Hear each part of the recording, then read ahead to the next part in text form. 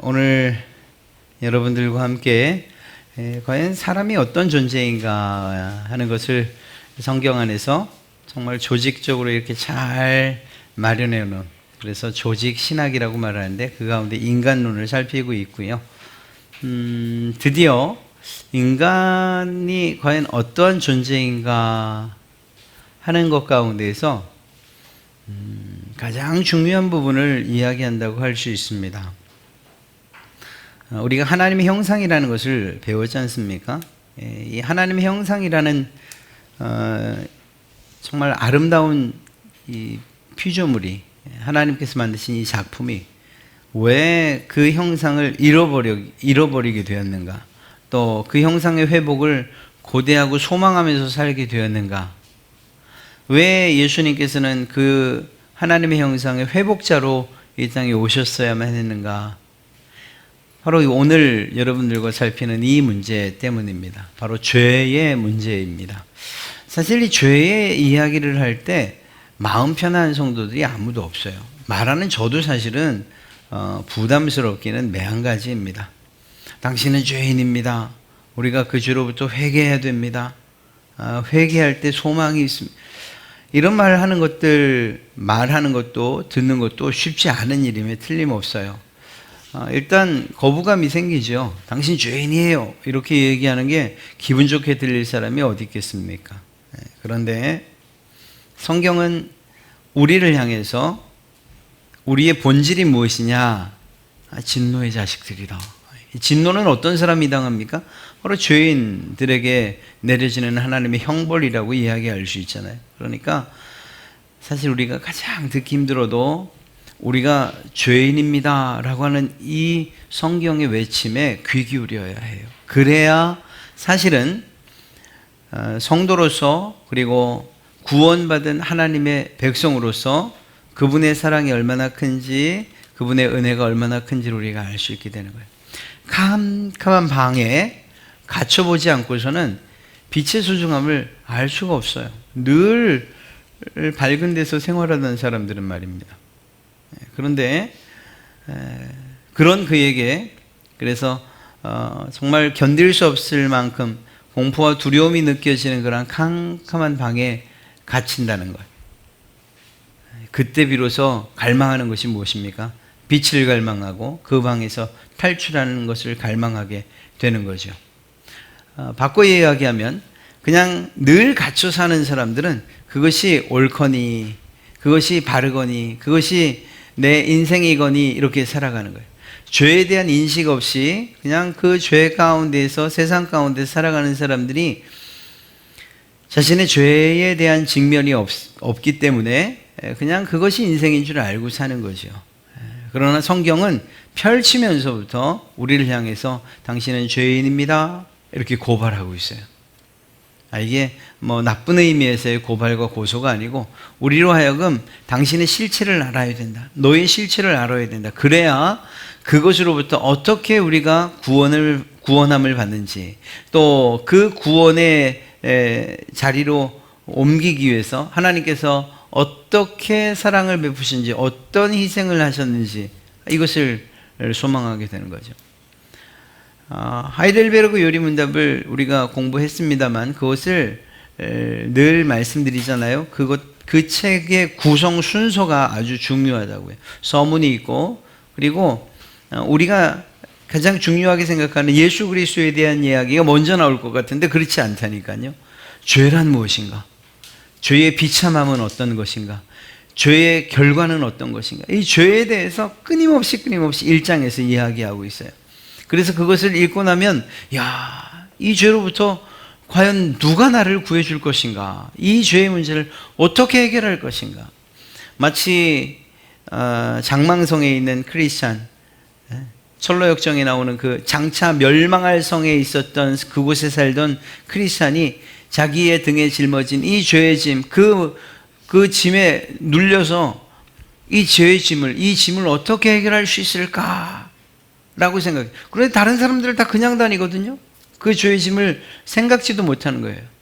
그러나 크리스찬은 그 죄에 대한 이 억압과, 그리고 그 압제와 그리고 그 아래에 종된 것을 알았어요.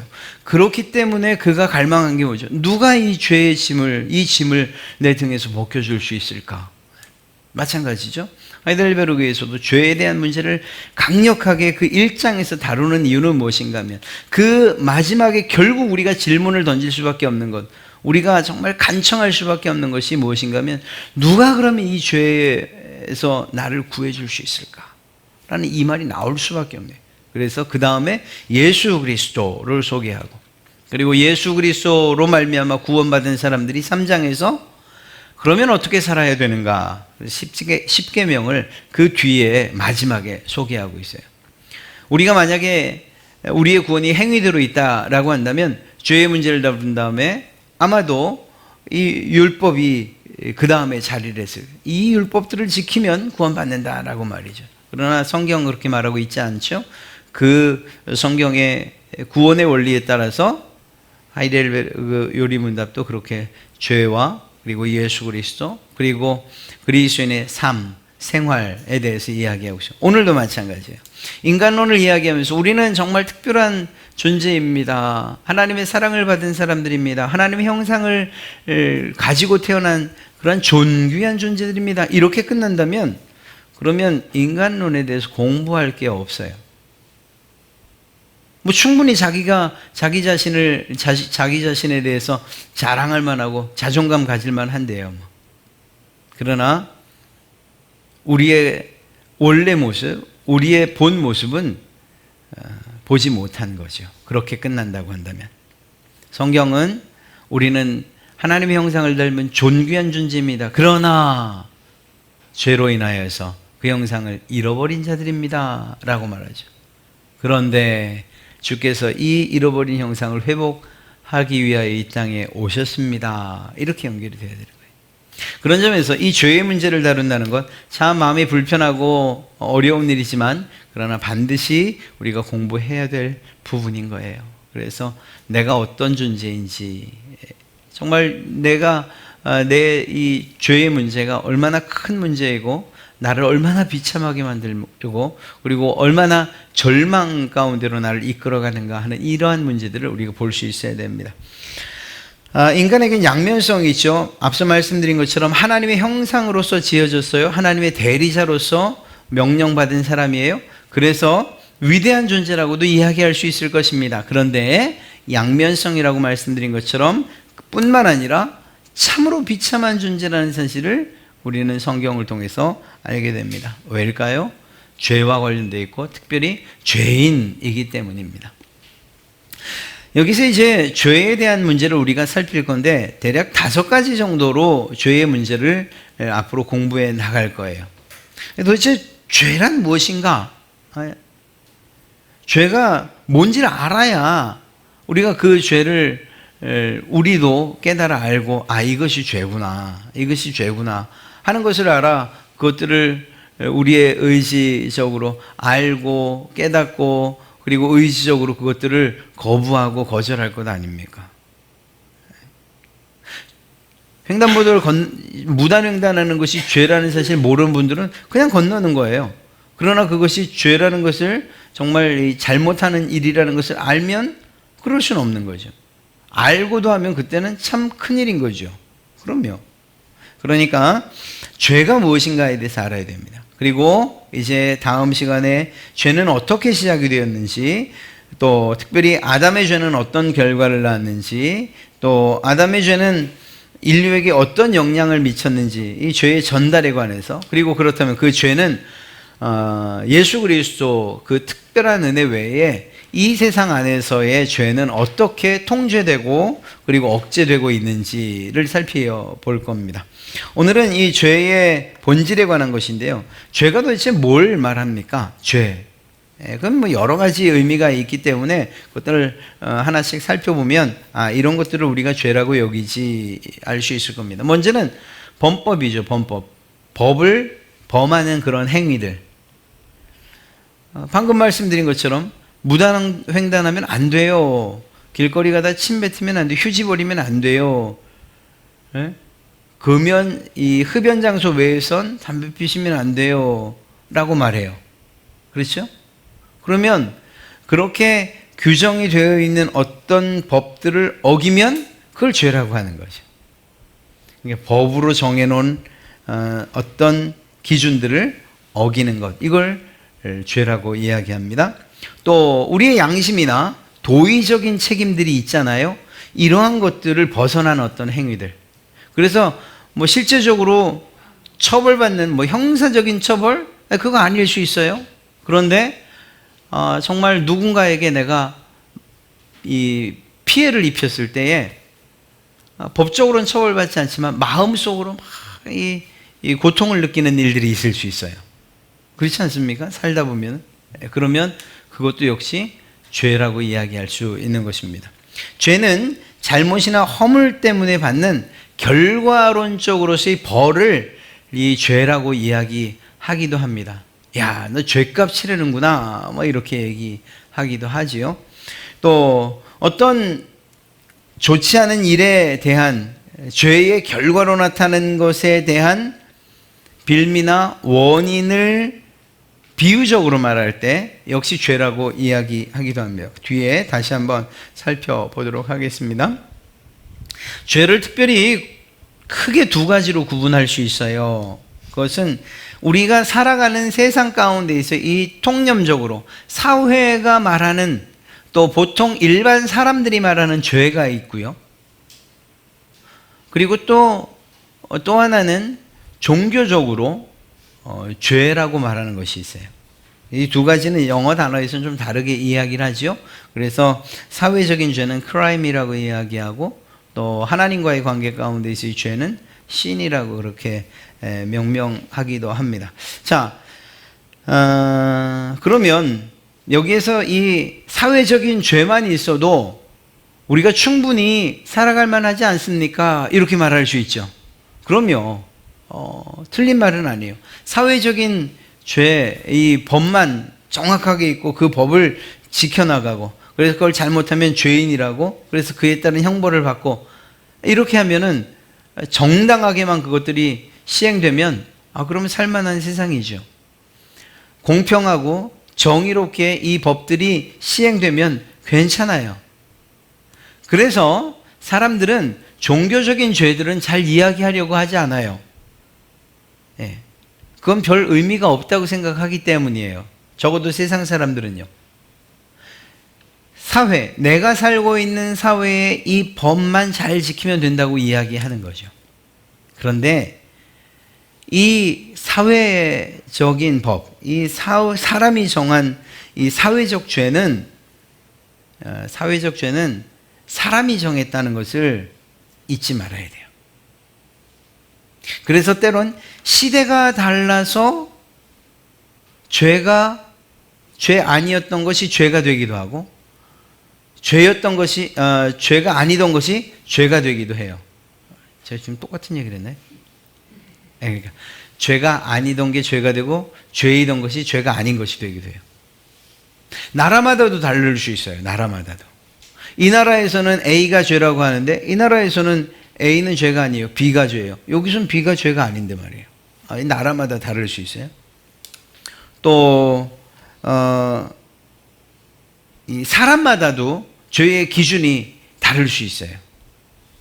어떤 사람은 예를 들어서 어떤 법이 정한 거 말고 아까 말했던 이 마음에 상처를 주거나 양심이나 도의적인 이러한 일들에 대해서 어떤 사람은 이게 참 큰 죄다 라고 생각하지만, 어떤 사람은 그게 무슨 죄야 라고 생각할 수도 있는 거예요.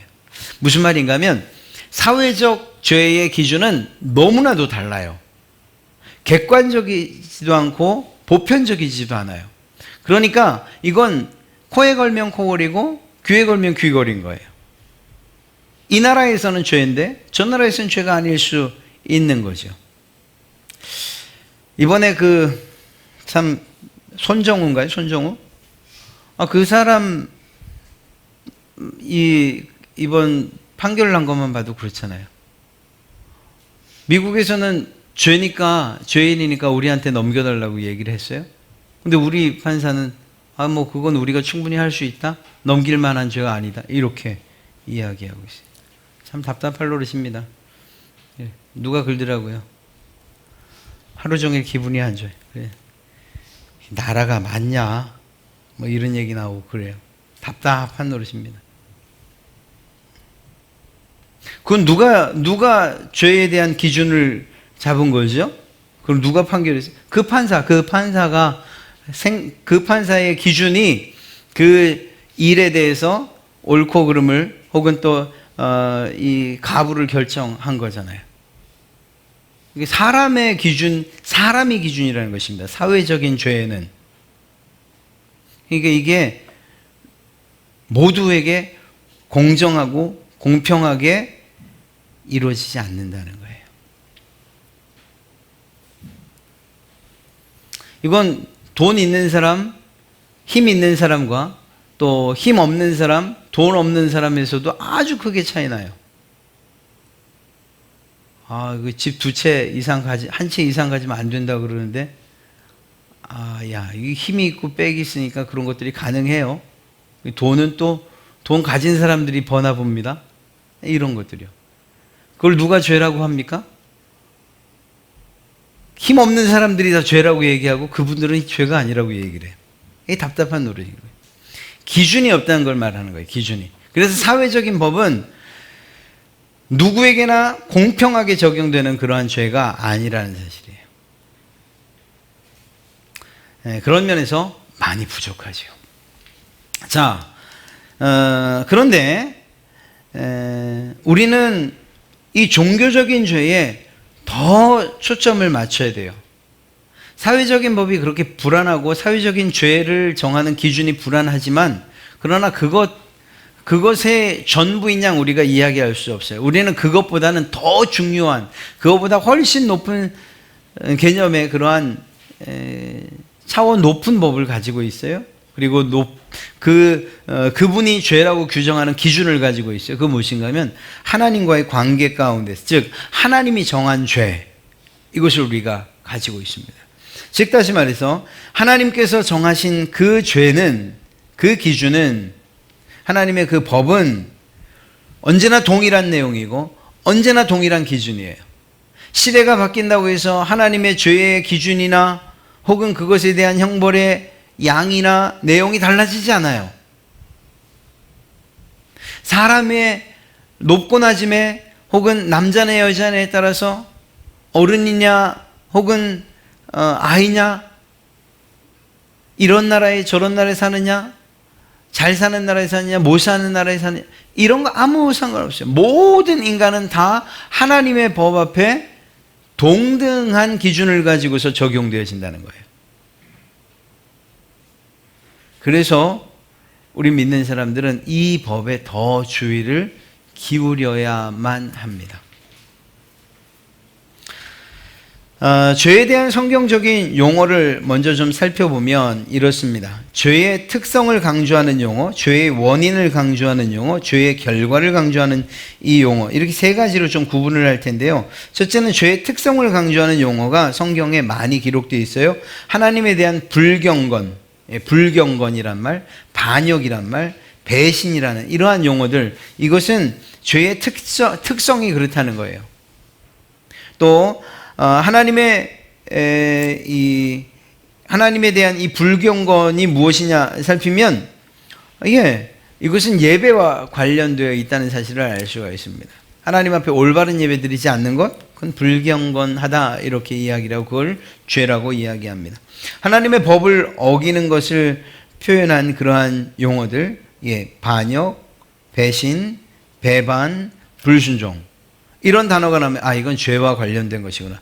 특별히 하나님과 관련된 그러한 죄의 특성들이구나. 이렇게 이야기하면, 이렇게 이해하면 우리가 죄의 용어들에 대해서는 잘 알고 있는 것이라 말할 수 있습니다. 성경을 읽다가 불순종, 불경건, 혹은 배신과 배반, 혹은 이런 용어들이, 반역, 이런 용어들이 나오면 죄와 관련되어 있구나. 이 죄의 특성을 말하는 것이구나. 이렇게 이해하면 옳습니다.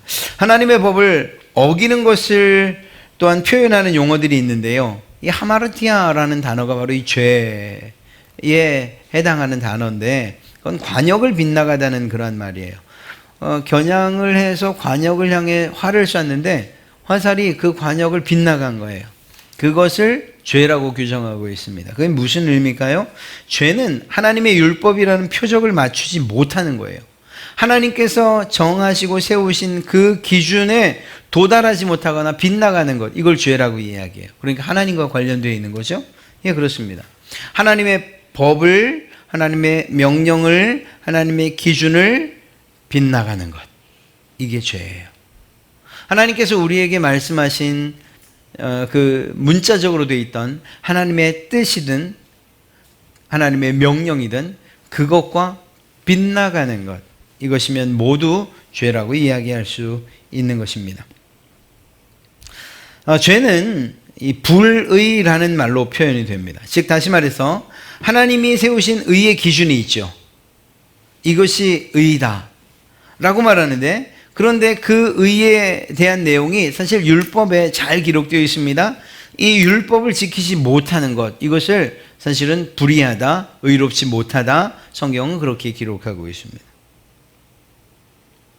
신약으로 넘어선 예수님의 말씀에 대하여서 지키지 못하는 이러한 일들을 불의하다, 이렇게 말할 수 있는 것이죠. 뒤에 살펴보겠지만 아담의 행위는 불의한 행위였어요. 의롭지 못한 행위였어요. 이유가 뭘까요? 하나님 그것을 지키지 못했으니까 말입니다. 자, 죄는 불법입니다. 이것은 의도적으로 하나님의 율법을 깨뜨리고 어기는 것을 이야기해요. 불법. 네. 우리 사회에서도 불법이란 표현 많이 사용하잖아요. 네. 버리지 말아야 될 때 버리는 것, 하지 말아야 될 일을 하는 것, 적극적으로 해야 될 일들을 하지 않는 것, 이 모든 것 다 불법이라고 이야기를 하고 있습니다. 좀 더 부정적인데 더 많이 사용되죠. 또 죄는 위법이라고도 이야기합니다. 이거는 어떤 정해진 한계를 넘는다는 그러한 의미예요. 하나님께서 정하신 율법의 그 기준들과 그리고 그 한계를 넘어서서는 안 돼요. 네. 그러니까 이건 역시 이 사실은 이 위법, 불법, 불의, 이 모든 것들은 하나님의 율법과 관계되어 있는 그러한 내용들이라고 말할 수 있고, 법을 어길 때 그 어기는 죄에 대한 용어들로 사용되는 거죠. 불법, 위법, 혹은 불의, 이렇게요. 이러한 용어들이 나오면 이게 하나님의 법과 관계된 그러한 죄의 용어들이구나, 이렇게 이해하면 좋습니다. 죄의 원인을 강조하는 그러한 그 용어들이 있는데요. 이 무지, 실수, 부주의, 이렇게 이야기할 수 있어요. 무지, 도대체 무지가 죄와랑 무슨 상관이 있을까요? 자, 어떤 분이 그 할머니가 광화문 시내를 뭐 신호랑 상관없이 이렇게 밀차를 끌고 끌차를 끌고 이렇게 건너갔어요. 신호가 빨간색인데 그 경찰이 잡았어요. 아니, 할머니 이렇게 건너시면 안 되죠. 이러시면 큰일 나요. 벌금 물어요. 그래서 할머니 다칠 수가 있어요. 몰랐어. 이게 해결될 문제인가요? 아니죠. 죄는 우리가 모른다고 해서 죄가 아닌 건 아니에요. 우리나라에서는 그렇게 하지 않는데요. 우리나라에서는 그게 죄가 아니야. 예. 그렇다고 해서 미국에서 예를 들면 이런 거죠. 사실 어느 분한테, 어느 교수님한테도 들었는데 미국의 공권력은 아주 너무나 막강하대요. 그래서 예를 들어서 차 이렇게 뭐 위반을 했던 안 했던 차를 세우면 우리는 보통 이렇게 창문도 내리고 뭐 라이센스 먼저 꺼내서 보여주려고 그러고, 아니면 심지어 차에서 내리고 그랬잖아요. 그러면 그분 표현대로 하면 총 맞아 죽어 그러더라고요. 왜냐하면 그 나라는 그냥 딱 잡으면 창문 내리는 것도 없어요. 그냥 운전대만 딱 잡고 있어야 된대요. 그랬다가 창문 내리라고 하면 내리고, 자기 알아서 라이센스 꺼내겠다고 하면 그때는 이게 정당방위래요. 항상. 그러니까 면허증 꺼내라고 하면 그때 꺼내고, 그리고 또 손 다시 놓고, 그러면 앞에 가서 경찰차에 가서 조회하고, 문제 없다고 한번 보내고, 문제 있으면 딱 찍고, 뭐 이렇게 한다고 하더라고요. 근데 우리나라 습관처럼 이렇게 내가 뭔가를 하려고 문을 먼저 내리려고 하다가 이제 잡혔다고 합시다. 제가 항변하는 거예요. 아니 우리나라에서 괜찮아요. 이게 아무 문제 없는 건데 여기 경찰들은 아주 그냥 오버야, 왕오버야 이렇게 얘기한다고 제가 안 잡혀갈까요? 아니에요. 적어도 그 나라에서는 잡혀가는 거예요. 무슨 말인가 하면 무지가 죄의 문제를 해결해 주지는 않는다고요. 죄의 원인으로 사용되기도 하는데요. 다시 말하면 죄나 또 하나님이나 하나님께서 죄로 규정하신 것들에 대한 알미 있어야 되는 거예요. 그래서 하나님의 말씀을 알아야 되는 거예요. 하나님, 나 이거 죄인 줄 몰랐어요. 거기 가서 해명될 일이 아니라니까요.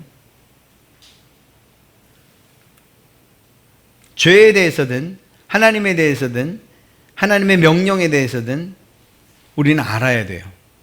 그래서 이 무지로부터 나도 모르게 짓는 죄, 이것으로부터 우리가 벗어날 수 있어야 되는 거죠.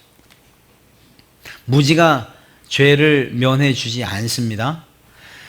또 실수죠. 문자적으로는 양떼에서 떨어져 길을 잃은 어떤 양이나 비틀거리면서 걷는 어떤 술 취한 사람을 이야기할 때에 이 실수라는 말이 사용된다고 하네요. 죄와 관련돼서 도덕적 행실에서 이 실수를 의미하는 거예요. 아이고 실수예요. 아유 제가 한잔 하고서는 그냥 실수한 거예요. 노상방뇨 실수예요. 이거 안 되는 거예요. 그것도 죄죠. 기억이 나잖아요. 정상참자 그런 건 이제 우리나라도 좀 안 했으면 좋겠어요. 뭐만 하면 심신미약이래요. 아유 이놈의 건 진짜 아이고 이러면 안 되는데. 그러니까 더 처벌해야 되는 거 아니에요? 자기 정신 없이 행한 일이니까 더 책임져야 되는 거 아니에요? 그 피해본 사람 어떻게 하라고? 음주운전, 제가 이런 얘기 할 때마다 막 열받는 게 그런 거예요. 음주운전. 한잔하고서는 심신미약으로 어쩌고저쩌고 사람 사고. 그러니까 법을 한 30년 하라고요. 일본처럼 30년 살인이면. 그냥 징역 30년 보내라고요. 그러면 누가 그거 술 먹겠냐고요.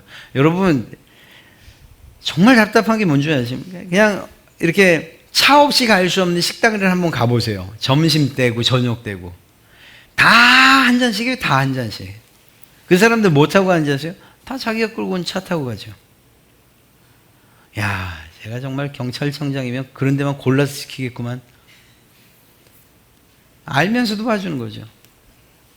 그리고 나서 사고 나면 이거 실수였습니다. 심신미약이었습니다. 죄예요, 죄예요. 실수가 죄에 대한 변명이 되지 않는다고요. 부주의 마찬가지입니다.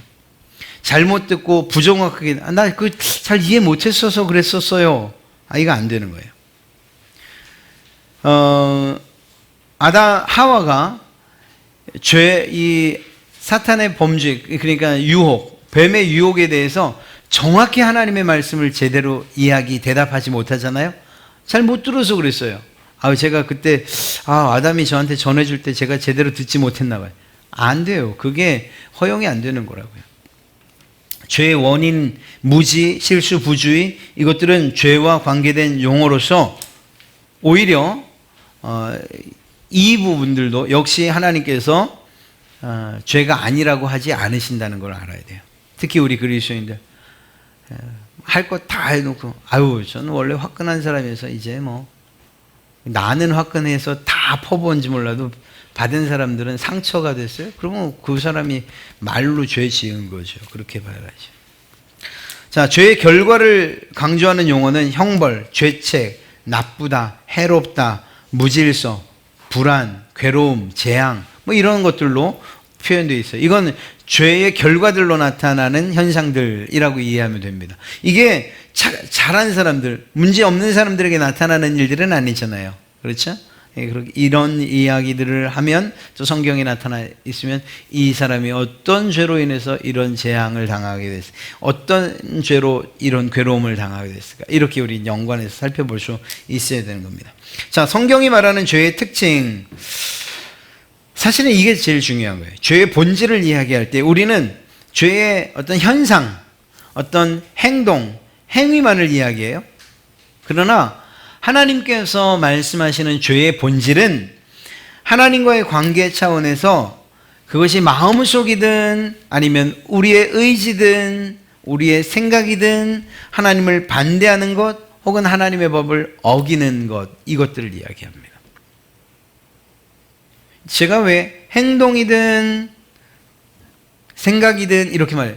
행동이라고만 말하지 않는 이유가 무엇인가 하면 예수님께서 말씀하셨잖아요. 행동으로 표출되거나 표현되지 않아도 이미 생각으로 한 것만으로도 주님께서는 그것이 죄다 이렇게 규정하고 계시지 않습니까? 그러니까 이 죄의 본질은 무엇이냐? 하나님과의 관계 가운데에서 하나님을 반대하거나 하나님의 법을 어기는 것이라면 그것은 모두 죄다 이렇게 말할 수 있습니다. 죄의 범위가 너무 넓어지죠. 우리는 그냥 사회법만 생각하면 사회가 규정하고 있는 그러한 것들 몇몇 가지 대부분은 우리가 지키니까 별 관심이 없어요. 그런데 우리가 사소하게 잘 지을 수 있는 죄들에 대해서는 우리가 알고 그것만 안 하면 그러면 나는 죄인이라고 생각하잖아요. 그래서 사실은 예수 믿기가 힘든 거예요. 착한 사람들일수록. 야, 내가 무슨 죄인이야? 내가 형무소를 가기를 해서 경찰서에 붙잡혀가기로 했어요. 저는 여러 번 갔다 왔어요. 그래서 죄인이라는 걸 아주 뼈저리게 느끼고 있어요. 사람들이 그렇게 말하잖아요. 난 법 없이도 살아. 그러니까 하나님의 필요성을 못 느끼는 거예요. 예수 그리스도께서 내 죄를 해결해 주신다는 것에 대해서 거부감을 갖는 거예요. 내가 죄인이 아닌데 왜 자꾸 죄인이라고 말하느냐라는 이 부분에 있어서 말이에요. 그런데 놀랍게도 성경은 그분들과 하나님과의 관계를 따지고 든다니까요. 우리도 마찬가지예요. 전 죄인입니다. 아니 당신처럼 정말 법 없이도 살 사람이 무슨 죄인이에요? 하나님 앞에 죄인입니다. 이렇게 우리 성경이 말하는 죄는 하나님과 이런 관계 가운데 있다는 것입니다. 죄는 하나님을 반대하는 거예요. 피조물인 인간은 마땅히 창조주이신 하나님을 인정하고 예배하고 신뢰하고 사랑하고 순종해야 돼요. 그런데 그렇게 하지 않는 것들, 이 모든 것들이 다 죄인 거예요. 바르게 예배하지 못하거나 믿지 못하거나 사랑하지 못하거나 순종하지 않는 이 모든 것들을 다 죄라고 이야기할 수 있습니다. 죄는 하나님의 법을 어기는 거예요. 이건 좀 더 적극적이죠. 하나님께서 말씀으로 우리에게 주신 명령들, 또 이야기로 하셨던 아담과 하와에겐 말로 하셨죠. 이러한 것들. 또 성경의 많은 위인들 또 사람들에게 주님께서 하나님께서 직접 하셨던 말씀들을 어겼으면 그를 하나님은 죄인이라고 이야기하고 있는 거죠. 하나님의 법을 구체적으로 어기는 것, 하나님에 대한 불순종과 반대는 하나님의 법을 어기는 것으로 나타나요. 그래서 우리 속과 겉은 같을 수밖에 없어요. 속에서 하나님을 불순종하고 반대하는데 행동은 제가 하나님을 믿습니다. 경배합니다. 찬양합니다. 이렇게 할 수 없어요. 만약에 그렇다면 그 또한 역시 죄인 거죠. 이율배반적인, 자기 자신을 속이는, 하나님도 속이는 이러한 일이 있는, 또 다른 사람들도 속이는 일들 말이죠.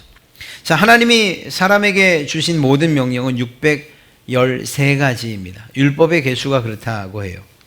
이것들을 어기는 것, 이것은 죄라고 우리는 이야기합니다. 그리고 하나님께서도 그것을 죄로 말씀하십니다.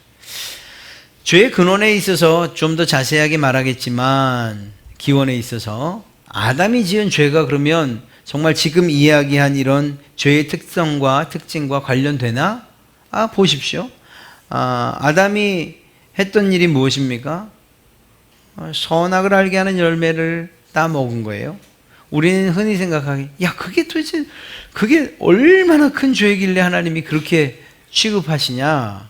그렇게 죄에 대한 형벌을 무겁게 매기셨니? 아니 그거 먹었다고 죽게 하나님이 그렇게 애지중지 정말 가장 좋았더라고 하신 그러한 사람들을 죽음으로 그렇게 끝나게 하시냐 이렇게 말할지 모르지만,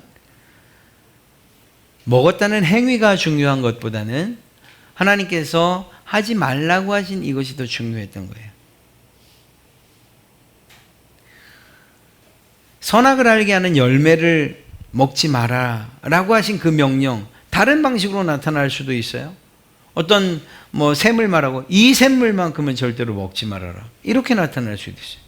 그러니까 그 행위에 대한 부분을 하나님께서 강조하신 게 아니죠. 물론 하나님에 대한 불순종과 하나님에 대한 불신은 그 행동으로 나타날 수밖에 없어요. 만약에 마음속에 그렇게 했다 하더라도 그것을 먹지 않았다면 하나님께서는 적어도 아담과 하와에겐 죄라고 말씀하지 않으셨을 거예요. 그러니까 아담과 하와가 지었던 그 죄의 기원은 하나님에 대한 의심으로부터 시작해서 불신으로 커졌고, 그리고 불순종으로 나타났어요. 여러분, 이게 아무것도 아닌 것 같지만 우리가 하나님으로부터 떨어져 나가는 그러한 어떤 공식이라고 할까요? 비결이라 그러면 다 따라 하실 것 같아서 비결이라고 말 못하겠고, 하나님께로부터 분리되어지고 하나님께로부터 멀어지는 그러한 내용을 살펴보면 하나님에 대한 의심이 먼저 생겨요. 하나님이 과연 날 사랑하시는가? 내 기도 들으시는가? 그러다가 어떤 사건이 터져요? 예를 들어서 내 기도하던 일들이 안 이루어져. 야, 하나님이 날 사랑하지 않는구나. 의심은 확신이 되고, 그리고 불신으로 변하죠. 아, 하나님 못 믿을 뿐이시구나. 그리고 그 마음만 있는 것이 아니라 적극적으로 하나님을 불순종하는 자리에까지 이르게 돼요.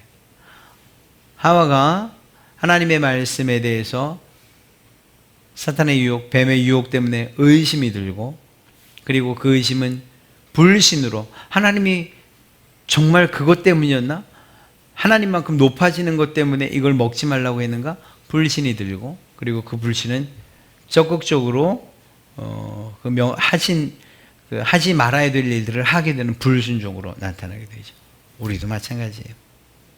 우리 안에 있는 마음, 정말 하나님을 향한 이 신뢰의 마음을 뒤흔들어 놓고 하나님을 의심하게 하는 이러한 사단의 유혹이 우리 가운데에, 그리고 우리 마음 가운데, 때로는 섭섭한 마음을 통해서, 때로는 속상한 마음을 통해서, 때로는 어떤 이유를 통해서든 하나님에 대한 의심을 하게 하고, 그리고 그 의심은 불신으로 되고, 그 불신이 자라서 불순종까지 이어지고, 결국 불순종은 하나님과의 분리가 되어지는 이러한 최악의 상황을 맞이하게 되는 거죠. 사랑하는 성도 여러분, 죄, 눈에 보이는 것, 정해진 규범, 혹은 사회적인 죄만을 죄라고 우리는 이야기하잖아요. 오히려 우리의 심령 가운데서 마음속에서부터 일어나는 하나님과의 관계가 잘 정립되어 있는지를 우리는 살펴야 돼요. 왜냐하면 그것으로부터 죄는 규정되기 시작하기 때문입니다. 하나님과의 관계 가운데에서 하나님의 말씀을 언제나 확신하고, 그리고 그 말씀에 순종하고, 그 하나님을 뜨겁게 사랑하시고 또 예배하시고, 그 하나님을 적극적으로 찬양하시고 감사하시는 그러한 여러분 되시길 바랍니다. 그래서 죄가 여러분 마음 가운데 정말 틈이 없어서 들어오지 못하도록 견고히 여러분들의 마음을 지켜나가시기를 주님의 이름으로 축복합니다.